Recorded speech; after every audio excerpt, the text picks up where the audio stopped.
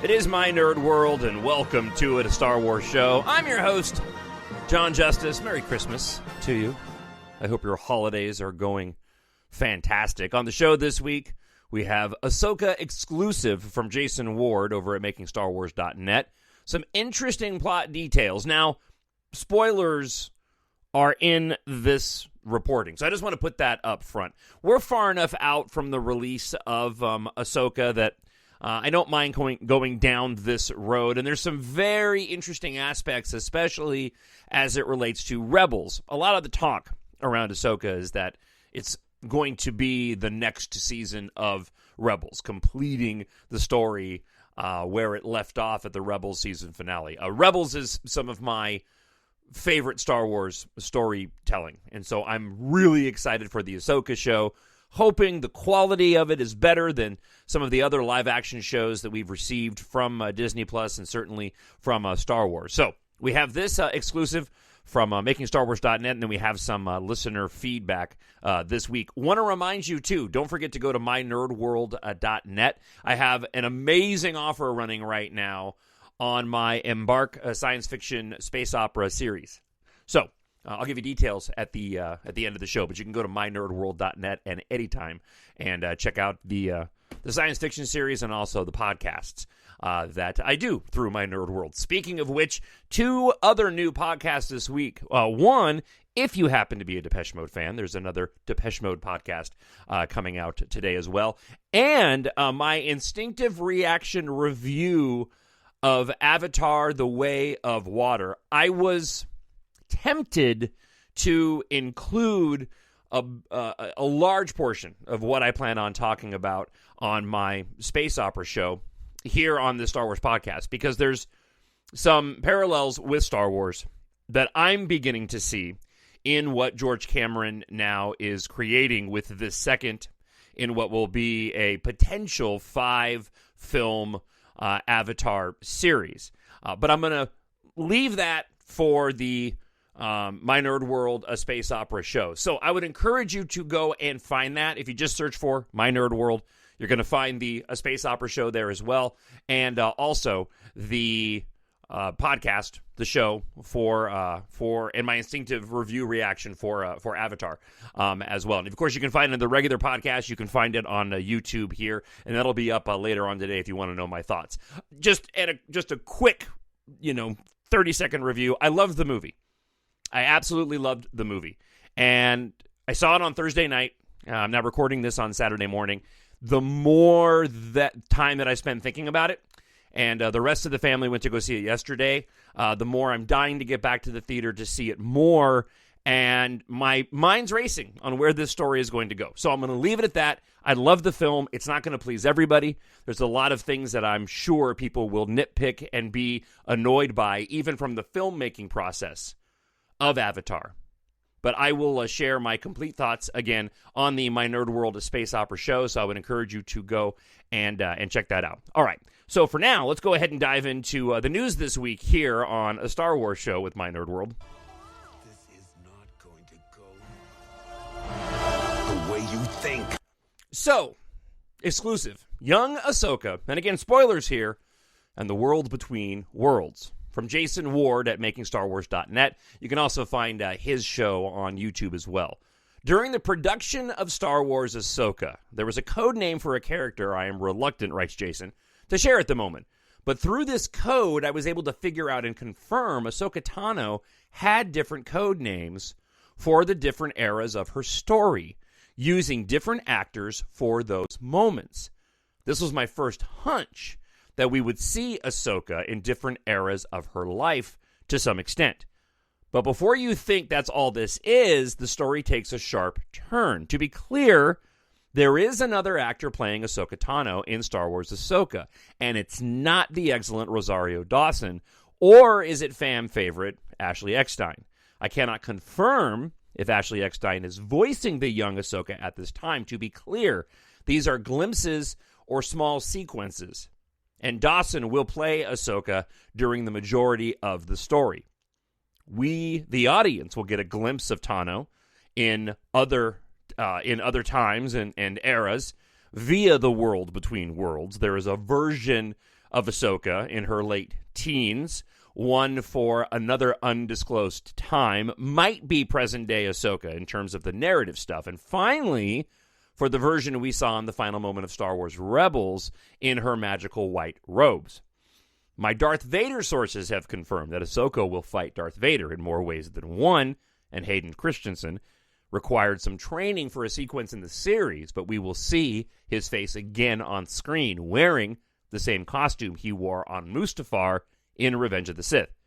We will see many possible outcomes for Ahsoka's life, and how, in essence, no matter what, they all lead to a particular moment in her story. If Ahsoka had turned to the Jedi Order, she would be the one fighting Darth Vader. Had returned to the Jedi Order, she would be the one fighting Darth Vader. On Mustafar, having the high ground, not Obi-Wan Kenobi, because what happened had to happen to get Tano where she and the Skywalkers needed to be. But I can also confirm Hayden Christensen filmed scenes with Clone Wars Ahsoka in this scenario.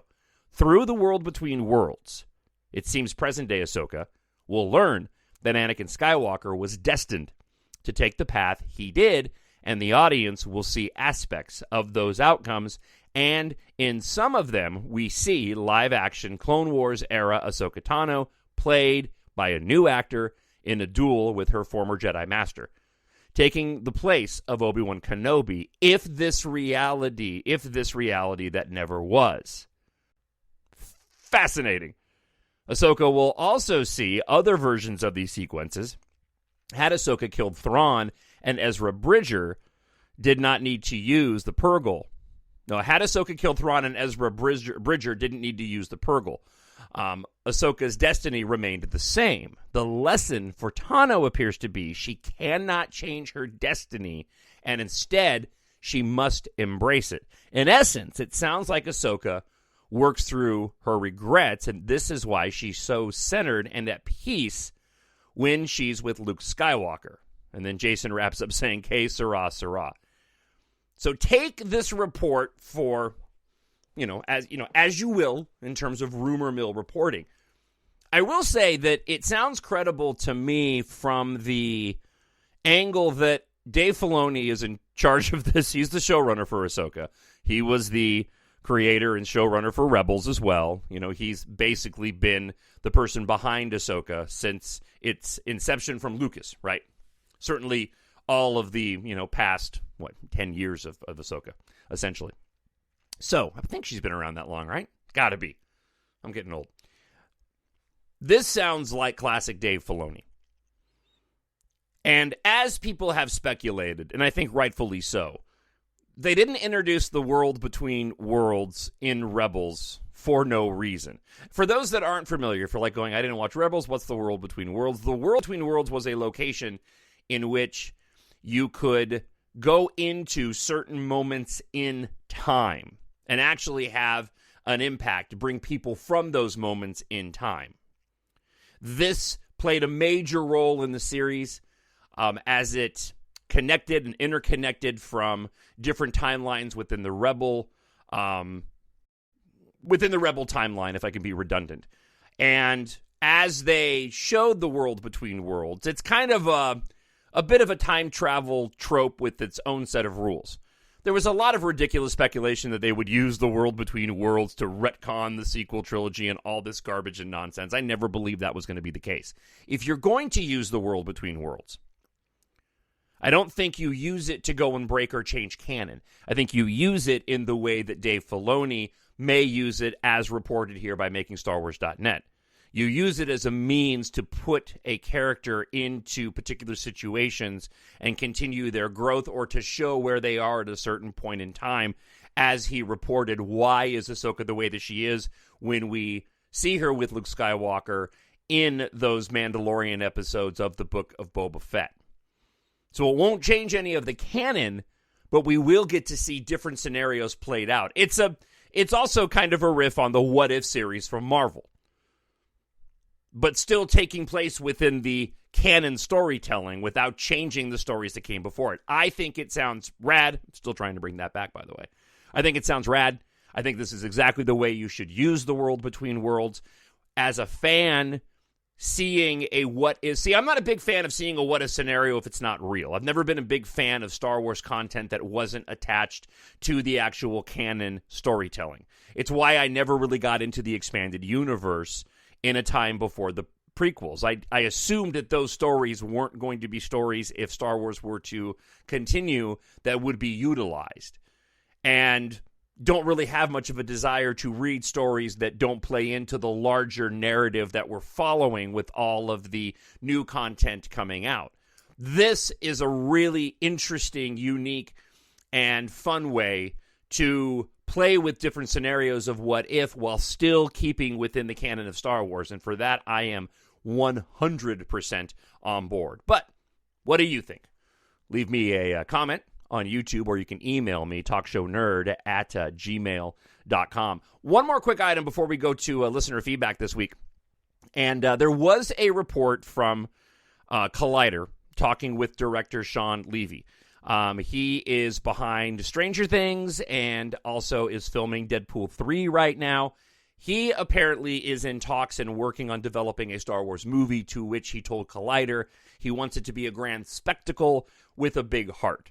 I don't know where this lands on what Star Wars is doing in terms of their theatrical releases. I've talked about this on the past few episodes. This is where I believe Star Wars needs to be and is most successful, especially with driving the fandom speculation and content. And this is something I'm going to get into as it relates to Avatar, because Avatar is laying the groundwork for what, in my opinion, is very, very similar to what George Lucas did with the original trilogy. Because with this second movie, you've got some questions here.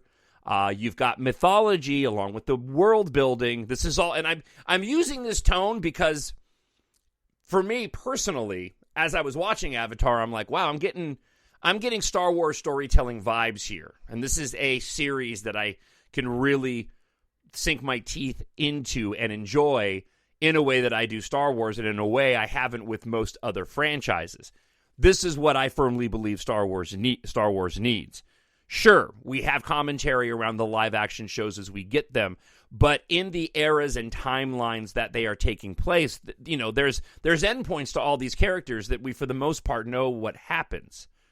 That's why I think if what we're hearing is true, that the theatrical releases will take place after the Rise of Skywalker. I think that is the best move moving forward. Begin establishing new mythology, perhaps new characters, bringing in some sequel characters, while at the same time giving the fandom something to chew on, to grow that conversation, to spark that speculation within the fandom community. It's just not as thriving, in my opinion, as it has been in the past. Andor was great, but again, we know the outcome of these characters and we know where the story is going. So, talkshownerd@gmail.com. And also leave a comment up on YouTube. My last point, and the reason why I didn't do the full report on Sean Levy and his story, was because, again, I don't know where this is all going to end up. And we've had so many conversations about directors working on particular projects. I'm just waiting for official announcements from Disney. And I imagine that we'll be getting those probably sooner than later in the new year, based off of the theatrical success so far, even in its opening weekend, of Avatar. All right, let's get into your listener feedback this week. I need someone to show me my place in all this. You guys are quiet, but it's the holidays. I don't blame you. Just a couple of comments here. My the greatest love story Star Wars ever told video, which if you haven't watched, go and check it out on YouTube. Search back several months ago in the through the podcast, and you can find it there. It was a sort of a one-off special that I did. It started getting views again. My guess is, and I haven't had a chance to listen to it, is that my friends over at Girls with Sabers, who closed up shop, sadly, may have brought me up on their show, which had become very popular. And so suddenly I started getting some emails and comments about that video again, sort of out of nowhere. So first off, Ray Skywalker reaches out. And this is in regard to last week's episode and some of the comments that I made about the Twitter comments that people had sent me based off of the previous episode. Ray Skywalker writes this: Great listen as always. I'd argue that whether a character is or isn't a Mary Sue is mostly objective on whether the character had flaws, struggles, an arc, etc. I believe Rey is objectively not a Mary Sue simply because she has an arc, 2 arcs in my opinion, clear fall of flaws and struggles immensely. I tend to agree. Thank you. And then a couple other quick ones. Kyle Bookout, friend of the show. A great episode, John. Can't wait for all the new stuff coming out. And then Sean writes, awesome video. John, love your work. I just felt like reading some people that enjoy what I do. TalkShowNerd at gmail.com. Leave me your thoughts as well. And if you're watching this on YouTube, you can leave a comment there. Be sure you like and subscribe on YouTube. Please to follow all of my shows. All right, before I wrap up the episode this week, I got a special running from now. This is Saturday through Sunday, so this is just another day with this. You can pick up EMBARK, my science fiction space opera series, 7 books in the series, available in ebook, paperback, audiobook, and hardcover. I finally got my hardcovers in. Book 1 in ebook is free right now.